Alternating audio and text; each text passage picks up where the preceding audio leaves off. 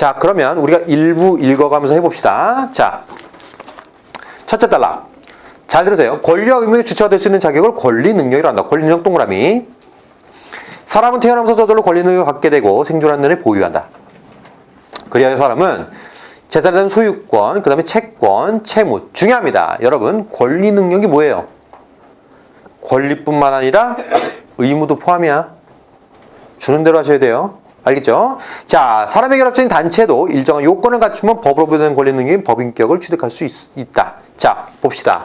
단체가요, 법인격을 취득할 수 있어요. 얘들아, 굉장히 중요한 워딩이 하나 나왔는데, 뭐지? 뭐? 날 보지 말고 책을 봐야지. 어? 뭐라고? 뭐라고? 뭐? 뭐라고? 그치. 잘했습니다. 요건이죠. 일정한 요건을 가지면 법인격을 취득할 수 있다. 자, 여러분, 출제자가 사인을 줘서 뭐라고? 자, 요건 냈다. 요건 나옵니다. 라고 얘기하는 거죠. 우리한테 벌써 던졌잖아. 그럼 우리는 뭐 해야 돼? 법인격을 취득할 수 있는 요건? 이 부분을 딱 집중을 해줘야 되는 거예요. 맥락을 보면서 이걸 계속 궁금해하면서 읽어야 돼요.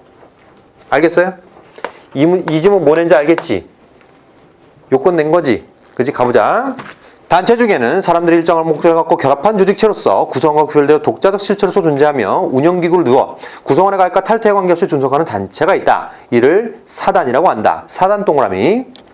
사단에 갖춘 이러한 성질을 사단성이라고 한다. 사단성 동그라미. 사단의 구성원은 사원이다. 사원 동그라미. 여러분, 주는 대로 하셔야 돼요. 예를 들어서 뭐 기업의 회장님이, 그죠? 이제 그 직원 뭐, 저 우리 사원이야. 우리 사원이야. 그 뭐야 그건? 직원이 직원 얘기지. 일해주는 사람이지. 됐어요? 그 사원이랑 이 사원이랑 똑같은 게 아니지? 여기서 등장한 사원은 상당히 넓은 의미죠? 그죠? 이 얘기입니다. 자, 또 갑시다. 사단은 법인으로 등기되어야 법인격이 생기는데 법인격 가진 사단을 사단법인이라고 부른다. 상당히 중요한 정보가 지금 지나갔는데 현관펜 꺼내서 그어봐. 끝나보자. 멍 때리면 안 돼. 현관펜을 꺼내기만 하지 말고 그어보라고. 법인으로 등기되어야가 여러분 현관펜이 그어져야죠. 뭔데 그게? 법인격의 요건 아니야. 법인격 취득의 요건 아니에요. 됐어요? 그게 눈에 확 띄어야 돼. 잘 들어보세요. 굉장히 중요한 정보거든요. 자, 이 문제 세트가 5문제짜리인데 마지막 어휘 문제 빼면 4문제짜리예요, 사실. 그죠? 예, 이 4문제 중에 몇 문제나 건드리나 봅시다. 상당히 많은 부분에 개입이 돼 있는데 이 법인 등기라는 필요 조건이 이 한 줄밖에 없어요. 찾을 수 있는 사람은 굉장히 유리해질 거고 못 찾는 사람은 굉장히 불리해집니다. 그런데요, 이 문제 설계 자체가 굉장히 재밌어요. 자, 내가 만약에 글을 정말 깔끔하게 쓴다면 이런 얘기 할 거야. 사람의 결합체인 단체도 일정한 요건을 갖추면 법으로 부여되는 법인격을 취득할 수 있다. 그 요건은 법인 등기다. 그러고 사단 얘기하는 게 더 맞지 않니? 아무리 봐도 그게 깔끔한데 여러분 글 쓸 때도 그렇게 해야 돼요. 또 그렇게 안 했지. 사단, 뭐 사단성, 사원까지 다 해서 잔뜩 얘기한 다음에 그 다음에 요거 살짝 얘기하죠. 정말 얍실하게 지나가죠, 그냥. 됐죠? 그냥 흐르듯이 그냥 슉 하고 묻어서 지나가죠. 왜 그렇게 했을까요? 이래야 시험이에요. 이래야 법인 등기라는 말을 찾는 애가 있고요, 못 찾는 애가 있어요. 이걸 변별력이라고 그래요. 이게 평가원이 문제를 내는 거야. 자, 봐. 여러분 생각하기에 이 글이 깔끔한가요? 아, 지저분한데? 그렇죠. 지저분해야 돼요. 그래야 시험에 변별력이 생겨요. 여러분, 어디선가 들었었나요? 예를 들면 뭐 평가원 글은 깔끔하다. 그런 수업이나 그런 책을 봤다면 되게 위험한 상황이에요. 왜 위험하냐? 그런 수업이나 그런 책에서는 깔끔한 글만 따올 거야. 그렇지 않겠어? 그 논리에 맞아야 되니까. 그 강한 믿음을 갖고, 그러니까 제일 위험한 게 뭐냐면요, 옳지 않은 방법에 대해서 강한 신념을 갖는 거야. 그죠? 그런 신념을 갖고 이 지문 읽으면 어떻게 돼요? 안 읽혀요. 여러분들, 쌤이 그래서 그 수능 문제 풀어보라고 했잖아. 그죠? 수능 문제 풀어보면 어떻게 돼요? 내가 교육청 문제는 잘 푸는데 이게 안 읽혀. 안 읽히는 게 다 설계가 돼 있는 거야. 안 읽히도록. 아무나 읽으면 시험이 아니에요, 그거는. 누군 잘 읽고 누군 못 읽어야 돼. 훈련이 되려면 잘 읽어야 돼. 얘기라고. 누가 찾았겠어, 이걸? 요건에 딱 집중한 애들이 찾았겠죠. 필요 조건이 있네? 이렇게 딱 집중한 애들이 찾았겠죠. 그 차이예요. 알겠죠? 결국 훈련입니다. 반면 사단성을 갖추고도 법인으로 등기하지 않은 사단은 법인이 아닌 사단이다. 얘들아 물어보자. 법인이 되는 사단은 법인격이 있어 없어? 없지. 법인 등기가 아니니까. 이렇게 이해하는 거야. 알겠죠? 뭐 나머지 부분도 읽어보시고요. 자, 여러분 평가 원골이 깔끔하지 않다는 거 계속 증명해 줄 거예요. 기출문제로. 알았지? 그러니까 평가원이 왜 글을 이렇게 내는가? 왜 나는 못 읽었는가? 왜 나는 힘들었는가? 이런 부분들은 원인을 밝혀드릴 겁니다. 자, 두 번째 단락은 따로 읽어볼 필요는 없을 것 같아요. 자, 첫 번째 단락은 이 내용이고요. 두 번째 단락. 회사 중에서 어떤 거 있어? 중에 1인 주식회사. 1인 주식회사가 어떻다? 뭐가 없다? 사단성을 갖추지 못했다. 이 얘기지? 세 번째 단락 읽겠습니다. 구성원인 사람의 인격과 법인으로서 법인격이 잘 분간되지 않는 듯 보이는 경우에는 간혹 문제가 일어난다. 무슨 문제가 있지? 상법상 회사는 이사들로 이루어진 이사회 동그라미, 그죠? 업무 집행 의결 기관이고요. 대표 이사 동그라미, 이사 중 한 명으로 이사회에서 선출되는 기관이다. 이거죠? 야, 주는 대로 해야 돼. 대표이사 기관이야. 기관. 사람이 아니고. 알았니? 주는 대로 해야 돼. 자, 그리고 이사회 선임과 이사회 보조는 주주총회. 주주총회 동그라미. 그런데요, 주주가 한 사람뿐이면 이사회 주주총회 소용없죠. 그죠? 소용없죠. 심한 경우에는 회사에 발생하는 이익이 대표이사인 주주에게 귀속되고 회사 자체는 홀만 남는 일도 일어난다. 그렇겠군요. 이처럼 회사 운영이 주주 한 사람의 개인 사업과 다름없이 이루어지고요. 회사는 이름과 형식은 장식이 지나지 않는 경우에는 회사와 거래관계 있는 사람들이 재산상 피해를 입는 문제가 발생하기도 한다. 아니 책임을 물려고 하는데 주주한테. 그죠? 그 얘기할 거냐. 당신 때문에 잘못된 거 아니냐. 그럼 주주가 이러는 거야. 회사랑 얘기하라고. 이런단 말이지. 내 책임이 아니고 회사 책임이다? 이렇게 된단 말이죠. 그죠? 어떻게 대응을 할 수가 없는 상황이 생기는 거예요. 자, 이때 잘 보세요. 특정한 거래 관계에 관련하여서만 예외적으로 회사의 법인격을 일시적으로 부인하고 회사와 주주를 동일시해야 된다는 법인격 부인론. 쫙 꺼봐. 회사와 주주를 동일시해야 된다는 법인격 부인론. 법인격 부인론 동그라미. 문제가 생기기 때문에 뭐가 나오면 사실 이 말 하려고 하는 거야. 이 단락이. 법인격 부인론. 왜 부인해요? 회사와 주주를 동일시하는 거죠. 왜 이렇게 해요? 앞에 문제가 뭐였어? 책임을 안 지는 게 문제거든요. 그죠? 자, 법률은 이에 대해 명시하고 규정하고 있지 않지만 법원은 권리 남용의 조항을 끌어들여서 받아들인다는 거죠. 끌어와서 받아들인다 이겁니다. 회사가 1인 주주에게 완전히 지배되어 회사의 회계 주주총회나 이사회 운영이 적법하게 작동하지 못하는데도 회사에만 책임을 묻는 게 아니라는 거죠. 누구에게 묻고 싶은 거야?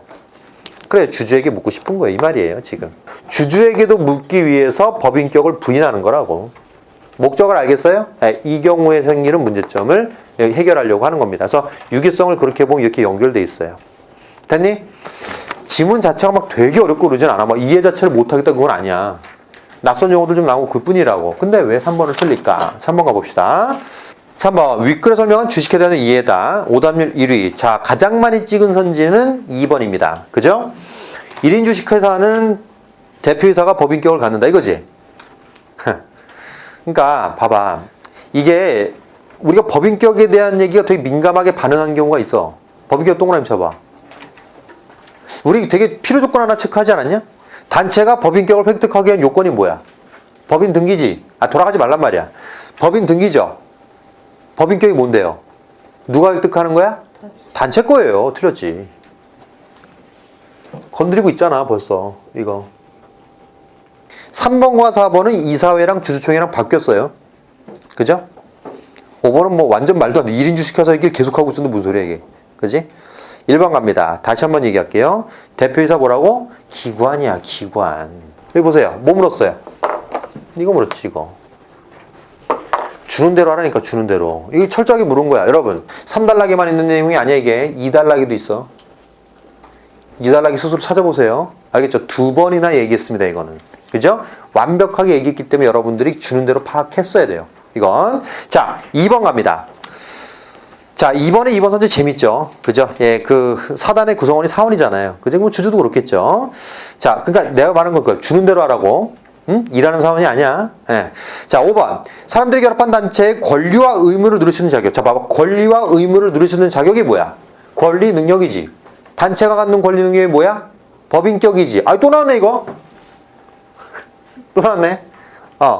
법인격이 언제 취득돼? 법인 등이 되었을 때. 5번 틀렸네요. 그죠? 야, 굳이 고치면 어떻게 되냐? 그런 제도가 뭐겠어? 법인 등기제도겠지, 뭐, 그러면. 그죠? 뭐, 그렇게 고칠 필요까지 사실 없고. 여튼 여러분, 안 돌아가고 풀어야 된다, 이겁니다. 자, 4번 갑니다. 4번에 3번은 여러분 다시 한번 꼭 생각해 보시고요. 꼭 그러고 궁극해서 찍고 보세요. 자, 5번 갑니다. 회사의 자산이 감소하여, 5번 선지. 자산이 감소할 수는 있겠죠? 이익이 회사로 귀속되지 않으니까. 그런데, 야, 권리 능력이 뭐야? 회사의 권리 능력이 뭐야? 아, 법인격 이제 또 나왔네? 이런 젠장 또 나왔네? 야, 벌써 세 문제나 건드린다. 이거 너무한다, 이거, 그지? 법인격이 없어진 게 언제야? 아니, 그니까 법인 등기가 없어지면 일반적으로 법인격도 없어지겠지. 그죠? 법인 등기 없어진 상황이 아니니까 이렇게 볼 수가 없죠. 됐죠? 예, 정확하게 판단 가능해요, 이게. 그래서 5번이 틀렸습니다. 5번은 아까 얘기한 그겁니다. 예, 책임을 주주에게도 부담시키려고 하는 겁니다. 알겠죠? 5번 답이고요. 6번 갑시다. 어휘. 뭐, 만인의 고민이죠. 이제 뭐 학생들 중에 이제 어휘 고민하는 친구들이 상당히 많은 논리가 그거야. 아, 쌤, 저 중학교 때 저 외국 살다 왔대. 그래서, 왜? 그러니까 중학교 때 그 어휘가 그렇게 민감한 시절에 갔다 와서, 그때 어휘력이 폭발적으로 늘지 않느냐? 뭐 이러면서. 안 그래요, 사실. 그죠? 우리나라만 있던 애들이 그럼 어휘 문제 왜 틀려, 그러면? 근데 이제 쌤이 그때 그런 말 하는 거예요. 너 모국어가 영어야? 이 물어보고, 모국어가 영어야, 국어야?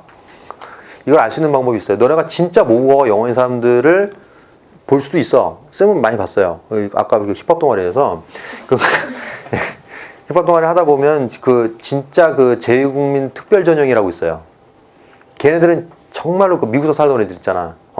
종종 진짜 흑인 같아. 그 1년에도 몇 명씩 들어와요, 걔네가. 왜냐면 자기 문화기 때문에 힙합은. 그죠? 와갖고 이제 얘기하면 나 첫인상 보고 놀랬다니까. 뭐 얼굴은 한국 사람인데 다 흑인이야. 피부도 한국 사람인데 다 진짜 딱 보면 흑형인데 이런 생각 딱 들어요. 그 처음에 왔는데 여기 그 혓바닥에 피어싱을 하고 왔어. 그러니까 보니까 비주얼이 딱 와, 나오잖아요. 그죠? 말 억양 자체도 이게 굉장히 알지 이거 왜 힙합하는 애들 이거잖아, 그지? 자기들끼리 얘기할 때는 막 영어로 얘기해요. 슬랭으로 못 알아듣습니다. 그 정도 되면은 원어민 맞아요.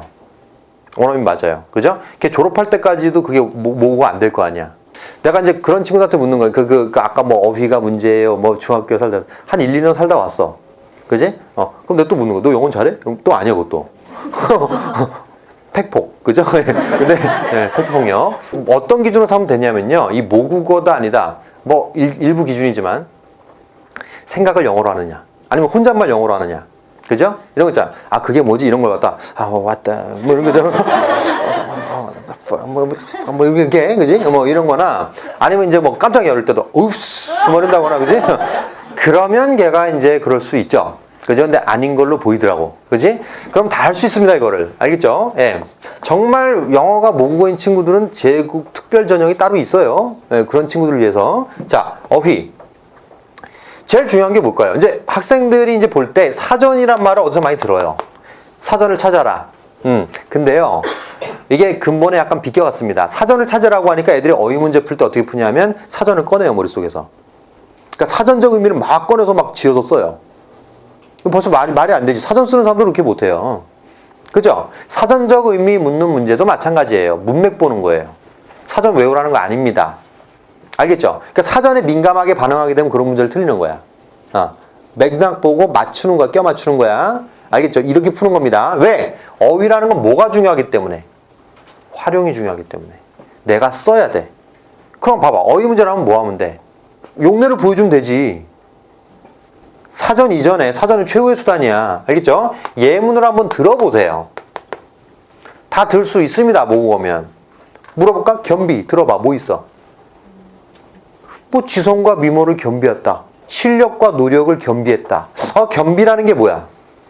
일단 어떤 다른 두 가지의 것을 갖다가 한꺼번에 갖출 때. 이런 거지. 그럴 때, 그러니까 다른 두 가지 정도, 뭐 두 가지 이상도 좋고요. 이런 거 갖다 겸비라고 그러죠. 기억이랑 안 맞아요. 그치? 싱크로율이 떨어지잖아. 그치? 구비해보세요, 구비. 구비 뭐 있어? 관련수를 구비해서 오세요. 조건을 구비했다. 되죠? 그러면 조금 맞아 보이는데요? 그죠? 이렇게 하는 겁니다. 예문 드는 게 제일 중요해요. 어휘집 같은 거 사서 보지 말고 별 관련 없어 그거. 알겠지? 사전인데 뭐하러 어휘집을 사요? 그죠? 또 봅시다. 그럼 사전은 언제 찾느냐? 이런 거죠. 언제? 내가 정말 굽이란 말을 몰라. 이럴 때 사죠. 이럴 때 찾는 거. 잠깐만. 그럴 때 찾는 게 바로 찾는 게 아니고요. 잘 들으세요. 먼저 추리를 하세요. 의미를 그냥 너의 통밥으로다가 이 의미겠거니 이렇게 해봐 앞뒤로. 그 다음에 사전 보시면 더 효과가 있어요. 아 과연 이런 의미였구나. 이렇게 돼요. 자, 그 다음에 뭐 보는 거야? 사전에서 또 뭐 보는 거야? 최종적으로 뭐 보는 게 목적이야? 예문 봐야죠. 용례를 자꾸 봐야 돼요. 예, 그래 여러분들이 즉각적으로 써먹을 수 있습니다. 근데 이 경우 잘 안 올 거예요. 거의 1번에서 커트예요. 너네 그 겸비굽이 몰라서 틀려 이거? 겸비를 갖다가 지금 60%가 찍었거든? 몰라서 찍어? 아니거든요. 알면서 찍거든요. 그러니까 이렇게 안 푸니까 틀리는 거예요. 알겠죠? 이렇게 풉니다. 예.